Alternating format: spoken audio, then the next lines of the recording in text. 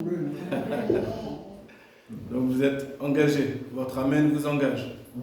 De la même manière que le chant qu'on a chanté, dans mon cœur j'ai choisi de suivre Jésus, c'est pour toujours. Alors ça semble évident. C'est évident qu'on va suivre Jésus. Quel autre on va suivre? Et pourtant, il y a des moments où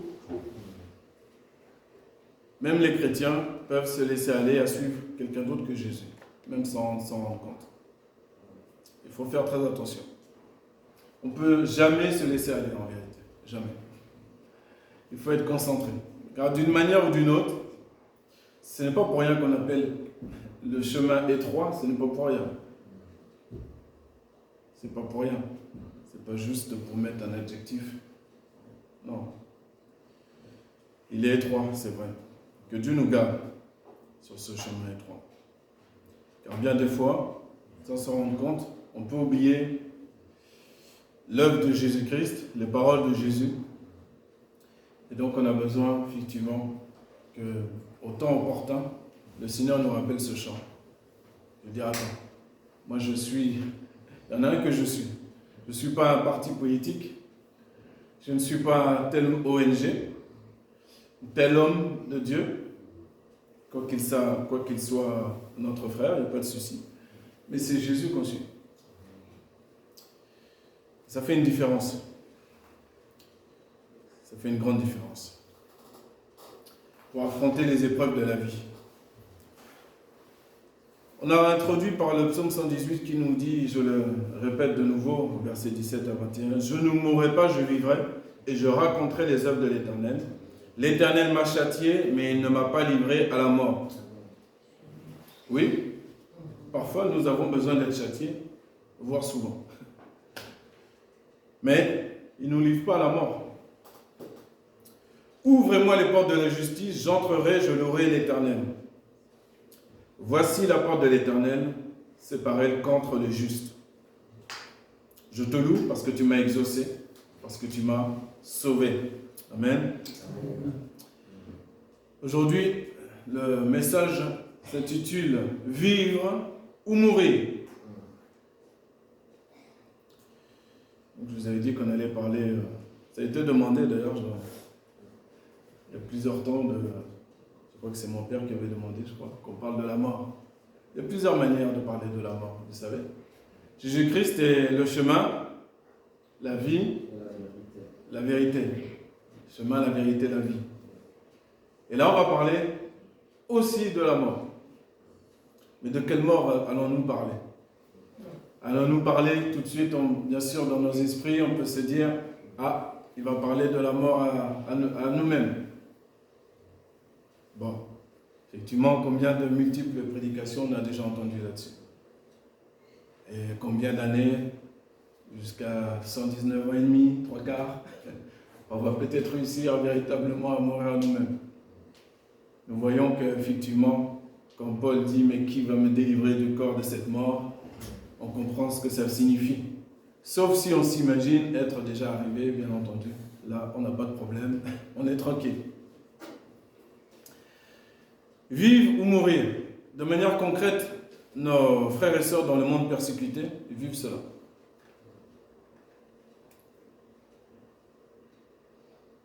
On peut les laisser vivre à partir du moment où ils vont renier Christ, leur foi, même en faisant semblant, mais même en faisant semblant à cause d'une très grande peur. Après qu'on les ait laissés vivre, il y a quelque chose que tu ne peux pas enlever dans ta conscience. C'est que tu as, même en quelques secondes, tu as renié Christ. Ça, c'est terrible. Et donc, il arrive ce qui est arrivé à l'apôtre Pierre. Dans l'instant, en tout cas, d'après. Dans le coup d'après. Tu es vivant, il n'y a pas de problème. Et il y a quelque chose qui, à un moment donné, si tu es sincère avec Dieu, il y a quelque chose qui te saisit, qui te fait regretter amèrement. Ou tu as le choix de mourir. Selon les hommes, C'est-à-dire que oui, certains sont tués. Ils tuent le corps. C'est tout ce qu'ils tuent. Vous le savez, ils ne peuvent pas tuer l'âme. La vérité est le sang de tous nos frères et sœurs. C'est noté dans l'Apocalypse que ce sang-là sera redemandé. Jésus, il n'y a pas une seule petite goutte de sang, un micro-sang qui tombe à terre, qui ne sera pas redemandé. Ça, c'est clair. Depuis le sang d'Abel. Dieu est juste. Il ne faut pas s'inquiéter. Par contre, la colère de l'homme n'accomplit pas la justice de Dieu. On va laisser Dieu agir. Nous, il nous a donné des directives claires. Puisque nous avons décidé de suivre Jésus, il nous a dit de prier pour ceux qui nous persécutent et de bénir ceux qui nous maudissent. Voilà le chemin étroit. C'est pas large, hein? C'est pas si facile. Mais à partir du moment où je reconnais que c'est pas si facile, comme par hasard, c'est à ce moment-là que je suis disponible et disposé pour recevoir la force nécessaire pour accomplir cette parole.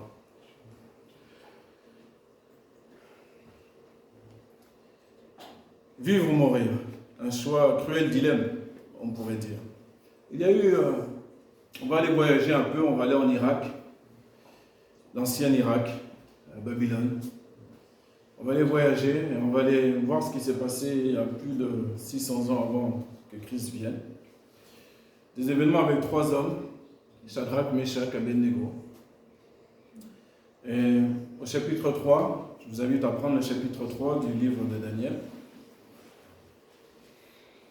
Ils ont connu un cruel dilemme eux aussi.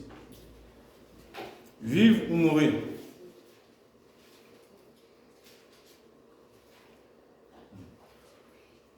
On va voir qu'ils vont dépasser ce questionnement-là, de vivre ou mourir. Et comment ils ont réussi à dépasser ce questionnement-là.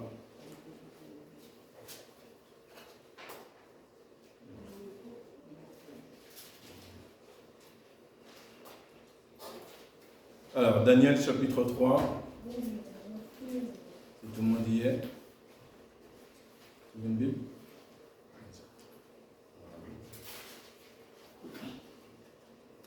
On va faire la lecture en plusieurs étapes. On va commencer par les 3 premiers versets.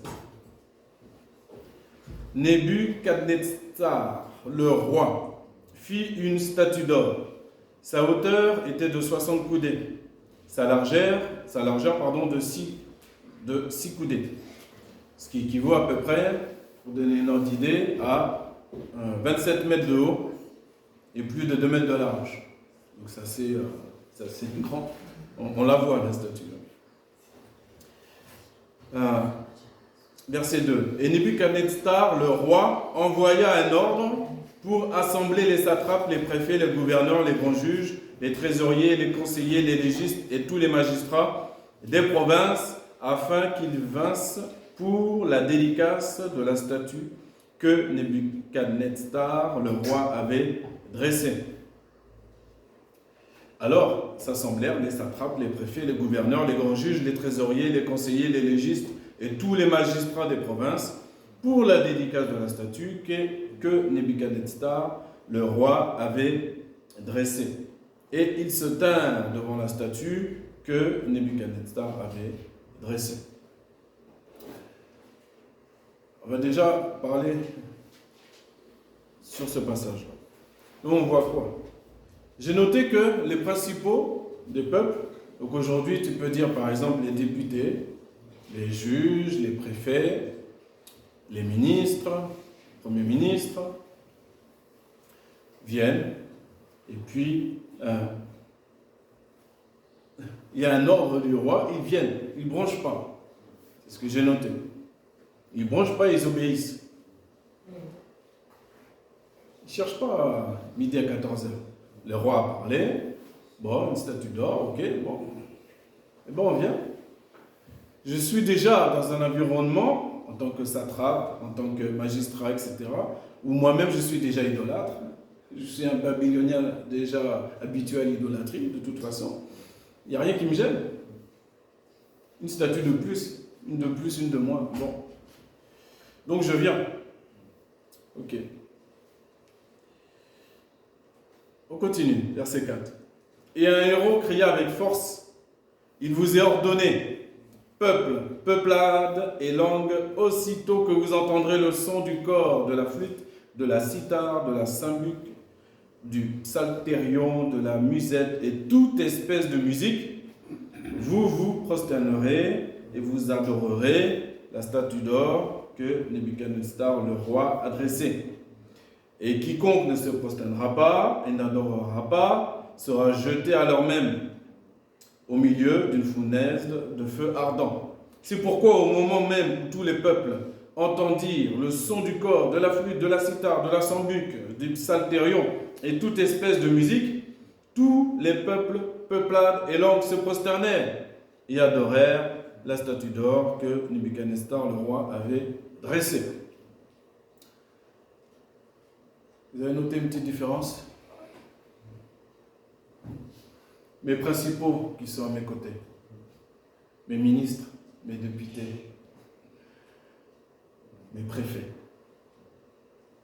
je n'ai pas besoin de les menacer. Je n'ai pas besoin de les menacer. Ils vont obéir, forcément. Pourquoi ils vont obéir, forcément? Puisqu'ils ont tout avantage et tout intérêt à obéir. Ça ne vous rappelle pas la politique d'aujourd'hui et de demain jusqu'au retour de Christ? Le système humain, c'est la même chose. Je ne vais pas dire quelque chose au roi, puisque si je me rebiffe, je vais perdre des avantages. Si je fais partie des principaux, c'est que j'ai une certaine taille de maison, un certain revenu, j'ai peut-être même des serviteurs. Ok, pas de souci. J'entends la musique, je viens. Vous noterez que non seulement il n'a pas besoin de jouer de la musique pour les principaux, et pas besoin de les menacer. Pas besoin. Ils sont déjà à moi. C'est comme si le roi dit, eux ils sont déjà à moi. Je n'ai pas besoin d'en faire étonner. Par contre, le peuple c'est différent. Je n'ai pas la main directe sur le peuple.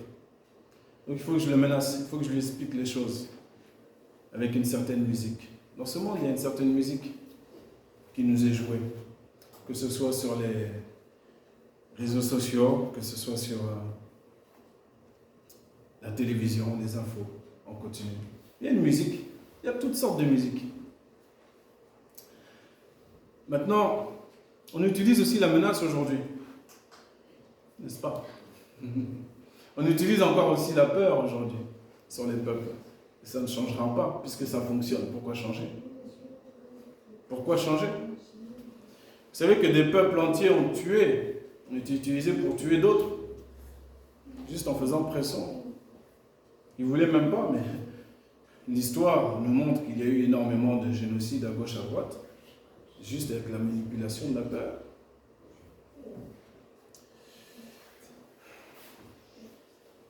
Maintenant, nous, c'est facile.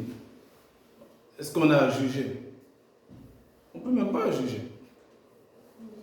Et par contre, on ne peut pas être sans intelligence. On ne peut pas être sans discernement. On ne peut pas vivre dans ce monde comme si on ne voit pas ce qui se passe. On doit discerner les temps, nous a dit Jésus. Le peuple, on va lui jouer une musique. Au son de cette musique-là, il a intérêt d'adorer. Il a intérêt de faire tout ce qui est contraire à la volonté de Dieu. Il a intérêt.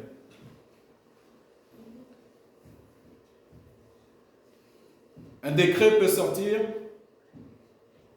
distribué via une fédération, des fédérations bibliques, évangéliques, de ne jamais, par exemple, prêcher sur le fait que l'homosexualité est une abomination devant Dieu. C'est un exemple parmi tant d'autres. Que le mariage entre deux personnes de même sexe est interdit. Le premier chapitre de l'Épître aux Romains, de ne plus le prêcher. Est-ce qu'il est trop clair? Donc il ne faut pas rêver. Ces pressions-là sont déjà là et elles arrivent. Maintenant, au son de cette musique-là, tu as le choix. On peut faire un petit évangile dilué. Ce n'est pas un problème. Sauf qu'en faisant ça, j'élargis le chemin. J'élargis le chemin. Sans problème. Il faut rester fidèle à la parole de Dieu. On va voir ce que Shadrach, Meshach et Abednego, même si vous connaissez déjà l'histoire, on va continuer. Verset 8. À cause de cela, en ce même moment, des hommes chaldéens s'approchèrent et accusèrent les Juifs. Ils prirent la parole et dirent au roi Nebuchadnezzar, « Ô roi, vis à jamais. Toi, ô roi, tu as donné ordre que tout homme qui entendrait le son du cor, de la flûte, de la cithare, de la sambuc, du psalterion, de la musette et toute espèce de musique se prosterne et adore la statue d'or, et que quiconque ne se prosternerait pas et n'adorerait pas serait jeté au milieu d'une fournaise de feu ardent. Il y a des hommes juifs que tu as établis sur les services de la province de Babylone, Shadrach, Meshach et Abednego. Ces hommes ne tiennent pas compte de toi, ô roi. Ils ne servent pas tes dieux, et la statue d'or que tu as dressée, ils ne l'adorent pas. » Tiens, la dénonciation. Déjà dans le passé, comme aujourd'hui.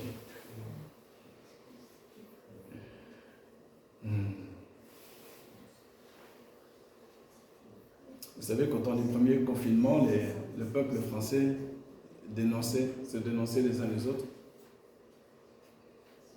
Quand certains sortaient aux mauvaises horaires, voir ton voisin sortir aux mauvaises horaires. Maintenant, les uns vont enquêter, savoir qui est vacciné, qui n'est pas vacciné. Faisons attention à la petite musique qui nous est jouée.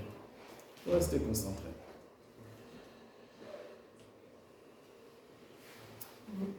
Donc ces hommes juifs sont dénoncés. Alors, on connaît la suite, Nebuchadnezzar va se mettre en colère. Et donc il va convoquer Shadrach, Meshach et Abednego. Il va leur poser la question suivante, verset 14. Est-ce à dessein, Shadrach, Meshach et Abednego, que vous ne servez pas mon Dieu et que vous n'adorez pas la statue d'or que j'ai dressée? Maintenant, si au moment où vous entendrez le son du cor, de la flûte, de la cithare, de la sambuc, du psalterion, de la musette et toute espèce de musique, vous êtes prêts à vous prosterner et à adorer la statue que j'ai faite, mais si vous ne l'adorez pas, à l'instant même, vous serez jeté au milieu de la fournaise de feu ardent. Et qui est le Dieu qui vous délivrera de ma main? Alors, on passe à un autre niveau. Attention. On a eu au départ la menace sur tout le peuple.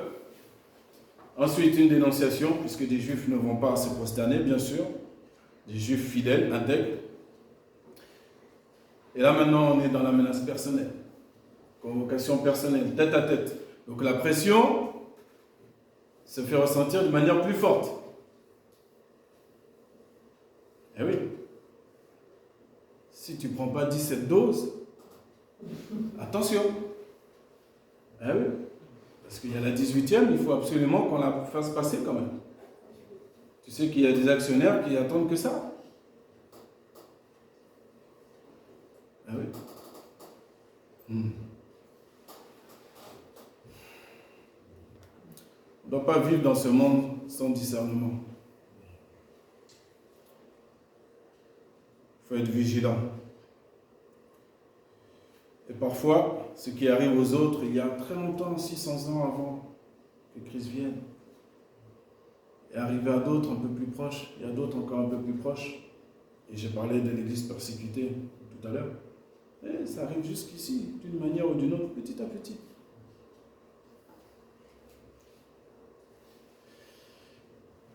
La menace se fait de plus en plus proche et directe.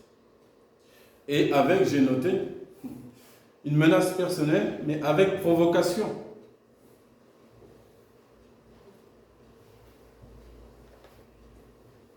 On va te provoquer, on va se moquer de toi. Quel est le Dieu qui va te sauver?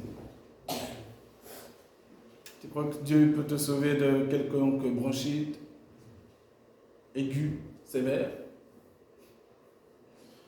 Si tu es encore et toujours et tout le temps dans la matérialité, la peur va te saisir. Parce que tu n'as pas compris que ta vie ici-bas, c'est qu'une étape. Il faut avoir les deux pieds au sol, mais il faut lever la tête. C'est qu'une étape ici. Donc si je suis concentré à savoir que ici-bas, c'est qu'une étape, la manière dont je vis, pour vivre les événements d'ici-bas, ça me donne beaucoup plus de force, beaucoup plus de paix et de calme vis-à-vis de n'importe quelle menace que ce soit.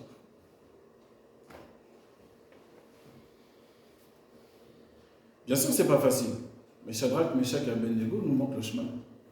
Et ils sont de la même nature que nous. La même.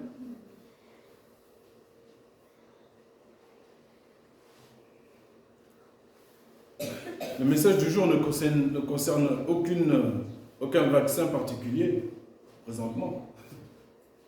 Ça dépasse tout ça. On ne sait pas ce qui arrive demain, ce qui arrive après-demain. Mais il faut être prêt. Il faut réentendre la parole de Dieu, nous reconcentrer, pour savoir ce que nous avons à faire vis-à-vis de la peur quand elle arrive.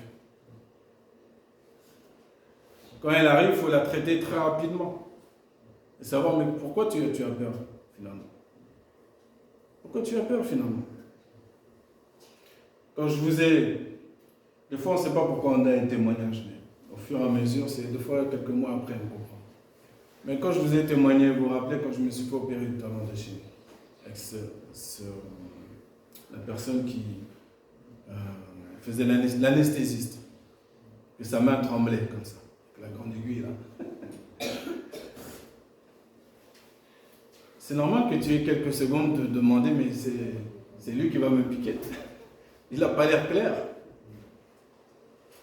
Mais de manière très très rapide, j'ai traité ça pour ma part en souriant et en priant, en remettant Dieu à sa place et en priant pour le monsieur. Mais si tu ne te ressaisis pas, qu'est-ce que ta peur va produire? On a vu dimanche dernier, ce que je crains, c'est ce qui m'arrive. La mort et la vie sont au pouvoir de la langue. Bon. Nous devons de nouveau croire en la parole de Dieu. Chose extraordinaire. Dieu ne nous dit pas qu'on ne croit pas en lui, c'est pas ça. Mais il veut qu'on croie de plus en plus en lui.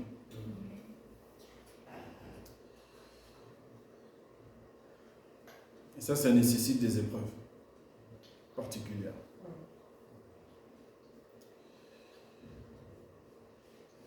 Alors on va regarder, qu'est-ce qu'on peut répondre à une provocation pareille? Quel est le Dieu qui va vous sauver? Verset 16. Écoutez bien, ça c'est le cœur du message. 16 à 18. J'avais déjà parlé avec mon frère Isaac un mardi soir. Il se rappelle, donc il a eu en avance, il y a quelques semaines en arrière. Shadrach, Meshach et Abednego étaient revenus à mon esprit sur le positionnement qu'on doit avoir. Et donc au verset 16, il dit, Shadrach, Meshach et Abednego répondirent et dirent au roi Nebuchadnezzar, il n'est pas nécessaire que nous te répondions sur ce sujet. Ça commence bien. Tu as un roi devant toi, tu as une autorité, tu dois la respecter, il n'y a pas de souci. Mais il y a plus grand que lui. Et c'est à Dieu qu'on doit obéir, ce n'est pas aux hommes. Ça, on le sait. Bon. Il y a une autorité devant moi, il n'y a pas de souci, mais il y a plus grand que lui. Et ils répondent bien. il n'est pas nécessaire que nous te répondions sur ce sujet. S'il en est comme tu dis, notre Dieu que nous servons peut nous délivrer de la fournaise de feu ardent. Et il nous délivrera de ta main, ô roi. Ce qu'il a fait hier, il peut le faire encore aujourd'hui.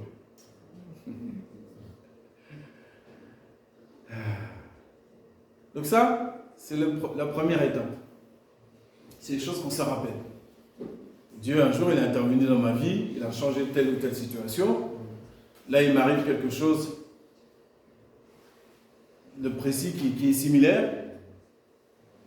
Il m'arrive encore une épreuve. Allez, je sais qu'il peut encore agir. Je vais prier, je vais me positionner, je vais dire, Seigneur, tu ne changes pas, tu es toujours le même, je sais que tu peux agir encore aujourd'hui. Ok. Mais ils ont été plus loin encore. Ils ont été encore beaucoup plus loin. Et c'est là où nous devons aller. Vivre ou mourir. Ils ont répondu à la question. Et sinon, j'ai regardé dans toutes les versions, c'est exactement ça. C'est soit sinon en un seul mot, soit sinon en deux mots. Et j'ai même regardé en anglais, c'est pareil, c'est but if not. Je voulais m'assurer précisément de cette expression. Dans la Bible du Semeur, ils retraduisent encore d'une manière plus claire, on va dire. Et s'il ne le fait pas, sache, ô roi, que nous ne servirons pas tes dieux et que nous n'adorerons pas la statue d'or que tu as dressée. Est-ce que c'est clair? Monsieur Nebuchadnezzar, est-ce que c'est clair? Quel est aujourd'hui devant nous le Nebuchadnezzar? Ça, c'est la question. Nebuchadnezzar, ses genoux ont été pliés, il a reconnu plus tard qui c'est qui règne. Mais est-ce que nous, il faut absolument qu'on soit résolu, qu'on soit très résolu, très déterminé. Jésus lui-même, en tant que fils de l'homme, quand son moment est venu, la Bible nous dit que sa face, qu'il était résolu et sa face était vers Jérusalem. Il était résolu d'aller jusqu'au bout. Nous, est-ce qu'on est résolu d'aller jusqu'au bout?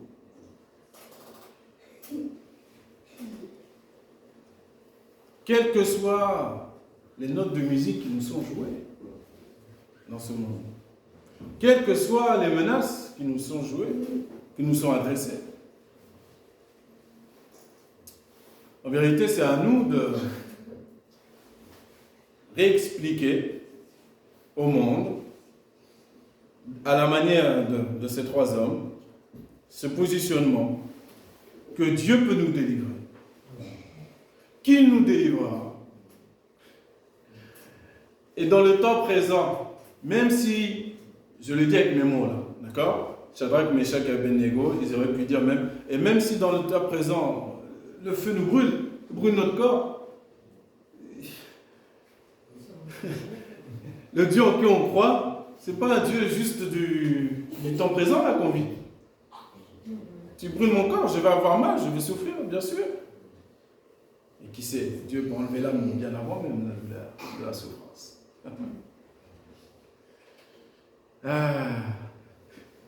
Et ils vont continuer à vivre. Et ils vivent. Comment je sais qu'ils vivent, Shadrach, Meshach et Abednego? La Bible me le dit. N'avez-vous pas lu? Jésus dit, n'avez-vous pas lu? Le Dieu d'Abraham, d'Isaac et de Jacob. Dieu n'est pas le Dieu des morts, mais le Dieu des vivants.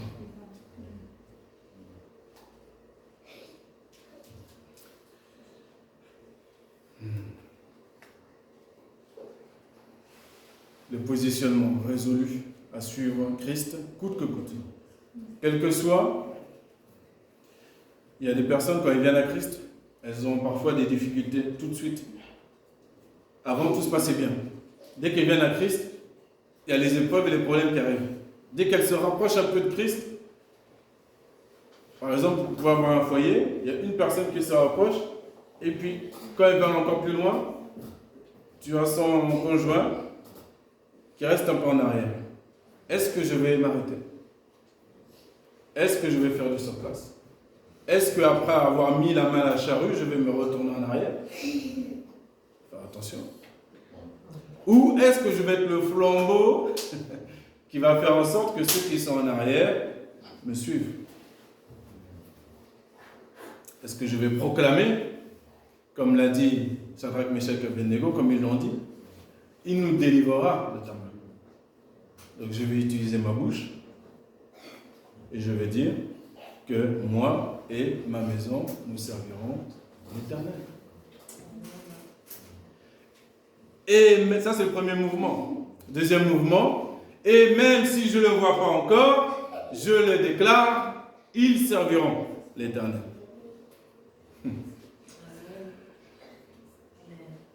Ça ne peut pas être autrement.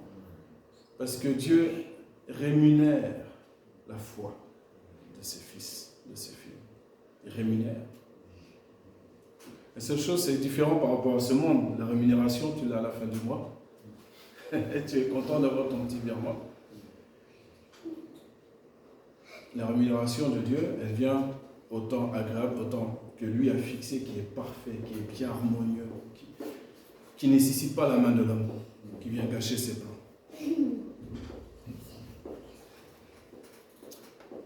Allez, on poursuit pour la dernière instruction et puis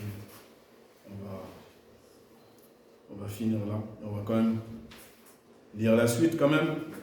Verset 19 nous dit ceci. Alors Nebuchadnezzar fut rempli de fureur. L'apparence de son visage fut changée envers Shadrach, Meshach et Abednego. Il prit la parole et commanda de chauffer la fournaise 7 fois, plus qu'on était accoutumé de la chauffer.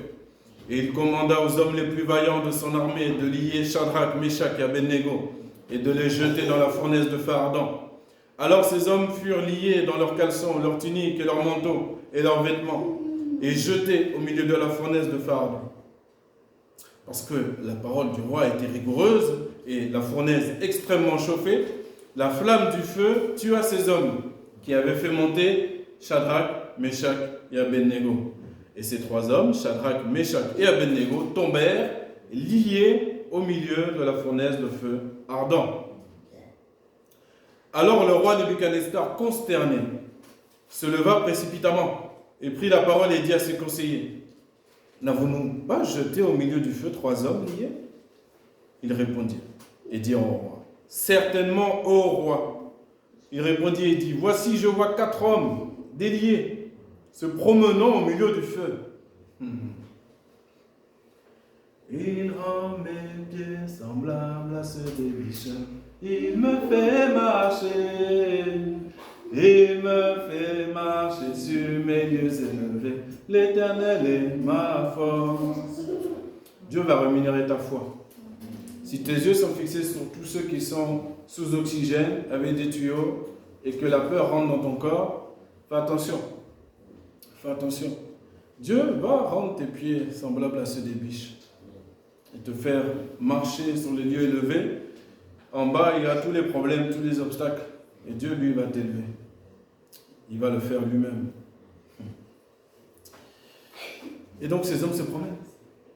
Est-ce qu'on se promène au milieu de feu ardent? Est-ce que tu peux te promener si Dieu n'est pas là? Le feu ardent n'est pas passé sur leur corps, le feu ardent n'est pas passé sur leurs vêtements, tout comme le feu n'est pas passé sur le buisson. Ah oui, il y a feu et feu. Il faut lire la Bible, hein. Je veux dire, il faut lire la Bible. 4 hommes. Allez.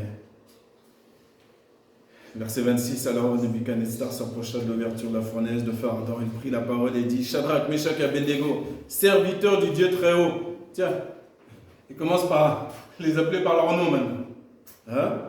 Serviteurs du Dieu très haut. Le monde a besoin parfois de voir des choses extraordinaires à travers les enfants de Dieu. Là où tu es dans ton travail, on doit voir qu'il se passe quelque chose. Que dans cet homme-là, dans cette femme-là, il y a quelque chose de différent.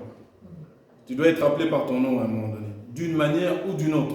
C'est-à-dire ton identité révélée, là où tu es. Sauf si tu es mélangé au monde, il n'y a pas de souci. Tu parles comme le monde, tu rigoles des mêmes blagues, tu fais... De toute façon, il n'y a pas de différence. Donc, comment tu vas être révélé? Mais si tu es véritablement mis à part, si tu fais les efforts pour te sanctifier toi-même, sans te couper du monde, on vit dedans. Mais le monde va te voir. Le monde va te voir. La meilleure des évangélisations. Alors Shadrach, Meshach et Abednego sortirent du milieu du feu, et les satrapes, les préfets, les gouverneurs et les conseillers du roi qui étaient assemblés virent ces hommes sur le corps desquels le feu n'avait eu aucune puissance. Les cheveux de leur tête n'avaient pas été brûlés, leurs caleçons n'avaient pas changé, l'odeur du feu n'avait pas passé sur eux.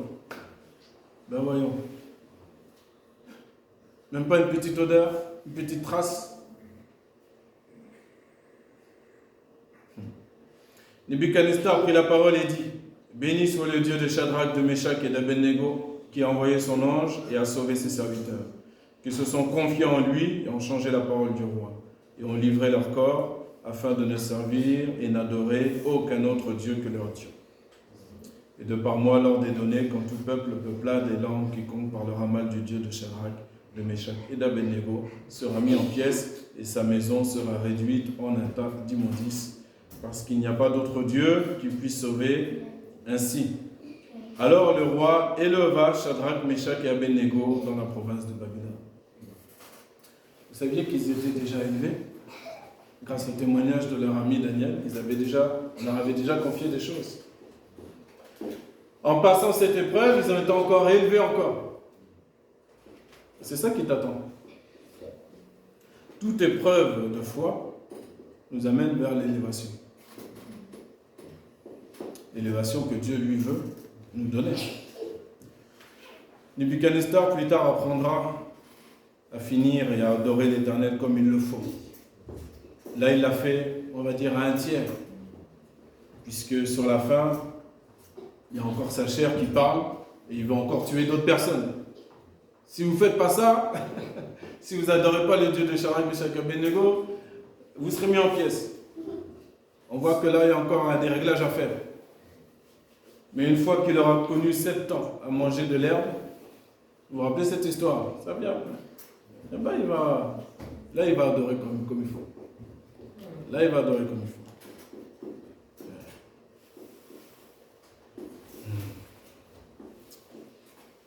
Vivre ou mourir?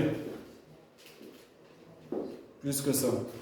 Être résolu à suivre Christ jusqu'au bout. Je ne suis pas une musique quelconque. Non.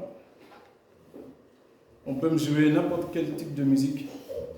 Le matin, on peut te jouer une musique de la paresse, de la fainéantise. Toi, tu es résolu à te lever. D'ailleurs, tu vas te préparer, même ton dimanche, tu l'as préparé la veille. Tu anticipes. Tu anticipes ton lundi. Le lundi est une mauvaise journée. C'est bien connu. Et tu anticipes.